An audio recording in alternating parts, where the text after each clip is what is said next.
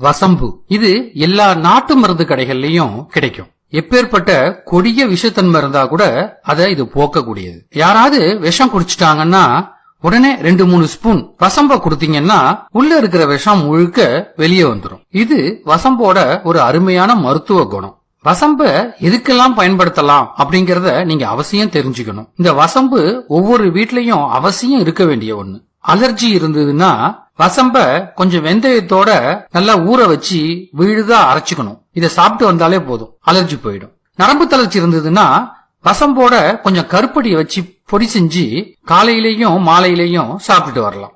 வயிற்று வலி பிரச்சனைய போக்குறதுக்கு வசம்ப நல்லா தண்ணியில ஊற வச்சு அரைச்சுக்கணும். துவையல் மாதிரி அரைச்சுக்கணும். அத தேன்ல கலந்து தினமும் 3 வேளை 5 கிராம் அளவுக்கு சாப்பிட்டு வந்தாலே போதும், வயிற்று வலி குணமாயிடும். குழந்தைங்க பெரியவங்க எல்லாரும் சாப்பிடலாம். சில பேருக்கு ஸ்கின் ப்ராப்ளம் இருக்கும். அவங்க வசம்புல கொஞ்சம் தண்ணிய தெளிச்சு மைய அரைச்சி அதோட மஞ்சளையும் சேர்த்து உடம்புல பூசி நல்லா காஞ்சதுக்கு அப்புறமா குளிர்ந்த நீரால குளிச்சிடணும். சில பேருக்கு தொடர்ந்து பேச முடியாத திக்குவாய் பிரச்சனை இருக்கும். இவங்களுக்கு வசம்ப தூளாக்கி தேன்ல குழைச்சி நாக்குல தடவிட்டு வந்தா போதும், நல்லா பேச்சு வர ஆரம்பிச்சிடும். கொஞ்சம் சீரகத்தோட வசம்ப சேர்த்து கசாயம் செஞ்சு குடிச்சிட்டு வந்தாலே வயிற்று கோளாறு எல்லாம் நீங்கிடும். சில பேருக்கு வயிற்றுல பூச்சி இருந்து அதனால கஷ்டப்படுவாங்க. அவங்க எல்லாம் வசம்புல கொஞ்சம் பூண்டை வச்சு அரைச்சி வெள்ளத்தோட சேர்த்து சாப்பிட்டா போதும், அந்த பூச்சி எல்லாம் மலத்தோட வெளியில வந்துடும்.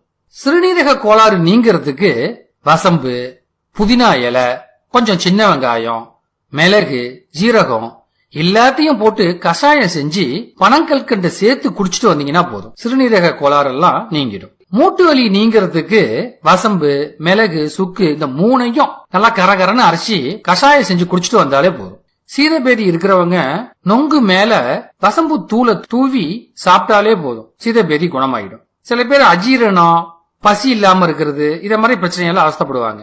இவங்க வசம்பு தூளையும் சீரகத்தையும் சமமா கலந்து தண்ணியில கொதிக்க வச்சு இந்த தண்ணியை குடிச்சிட்டு வந்தாலே போதும். ஞாபக சக்தியை அதிகரிக்கிறதுக்கு வசம்போட வல்லாரைய வச்சு அரைச்சி தேன்ல சேர்த்து சாப்பிட்டு வரணும்.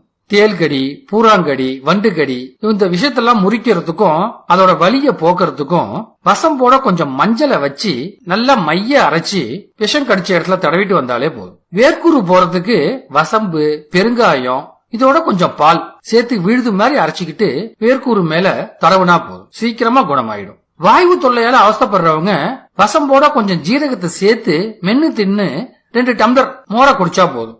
பெண்களுக்கு மாதவிடாய் கோளாறு ஒழுங்குபடுறதுக்கு செவ்வாழை பழத்தோட கொஞ்சம் வசம்பு தூளை சேர்த்து சாப்பிட்டு வந்தாலே போதும். முக்கியமான விஷயம் என்னன்னா வசம்ப அதிகமாலாம் உடம்புக்கு எடுத்துக்க கூடாது. அதே மாதிரி நீண்ட காலத்துக்கு தொடர்ந்து வசம்ப சாப்பிடவும் கூடாது. அத மாதிரி செஞ்சீங்கன்னு வச்சுக்கோங்களேன், கடுமையான வாந்தி, வயிற்று குமட்டல் இதெல்லாம் வந்துடும். Download Moj.